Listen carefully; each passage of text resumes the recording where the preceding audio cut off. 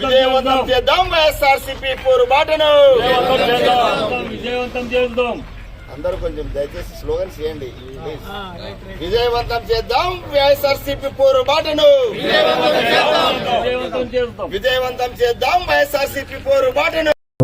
ఈ యొక్క మనం విడుదల చేసే వైఎస్ఆర్ పోరుబాట పోస్టర్ సందర్భంగా ప్రభుత్వం వచ్చి 6 నెలలైంది. ఈ 6 నెలల కాలంలో మనం చూసుకుంటే ప్రభుత్వం ప్రజలకు ఇచ్చింది ఏమీ లేదు. ఆయన ఎలక్షన్లో 6 పథకాలని చెప్పి ప్రజల్ని మభ్యపెట్టి అధికారంలోకి వచ్చి ఈ రోజు 6 పథకాల్లో ఒక్క పథకం కూడా చేయడం లేదు. ఉన్న పథకాలు నీరు కారుస్తున్నారు. అశేషంగా ఆదరణ పొందినటువంటి ఆరోగ్యశ్రీని కూడా ఈరోజు డబ్బులు ఇవ్వక దాదాపు 3,000 కోట్లు అప్పు పడినటువంటి వ్యక్తి ఈరోజు చికిత్స అందడం లేదు బీద వాళ్ళకి. మరి ఇలాంటి ప్రభుత్వం పైన ప్రశ్నిస్తే పోలీసు వాళ్ళని పెట్టి నిర్బంధించి కేసులు పెట్టి వాళ్ళని భయభ్రాంతులకు గురి చేస్తున్నారు.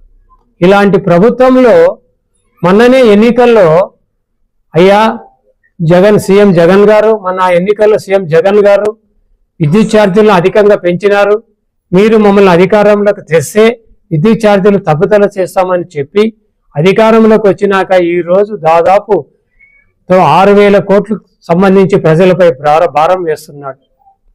ఎస్సీలు ఎస్టీలకి ఉచితంగా విద్యుత్ ఇవ్వాల్సిన పనిలో ఈరోజు వాళ్ళు కూడా రద్దు చేసేటువంటి ప్రసక్తి వచ్చింది. మరి ఇలాంటి ప్రభుత్వం పైన మనం ఈరోజు 27వ తారీఖు ధర్నాకి తలపెట్టారు. అదే అధికారాల పైన అధిష్టానం ఆదేశాలతో దాన్ని విజయవంతం చేయాలని చెప్పి ఈరోజు పోస్టర్ని విడుదల చేయడానికి సన్నద్ధం చేస్తున్నాం. ముఖ్యంగా మన సోంప సర్కిల్లో ఒక ధర్నా చేశాం. ఆ రోజు మనం చెప్పిన దాని ఏది మీరంతా ఉన్నారు సాక్షిభూతంగా. మరి గౌరవనీయులు ఎమ్మెల్యే గారు చెప్పిన సమాధానం ఏమి? పొంతనే లేని సమాధానాలు చెప్తారు తెలుగుదేశం వాళ్ళు. అందువలన దయచేసి ఇలాంటి ప్రభుత్వాల్ని మనం ఎదుర్కోవాల్సిన అవకాశం ఉంది. ఇంకా ప్రారంభంలోనే ఇంత ఉంటే ఇంకా ముందు ప్రభుత్వం యొక్క ధిక్కారాలు ఎట్లా ఉంటాయో, అణిచివేతలు ఎలా ఉంటాయో, ప్రజలకి అందాల్సిన ఏ పథకం ఈరోజు అందడం లేదు.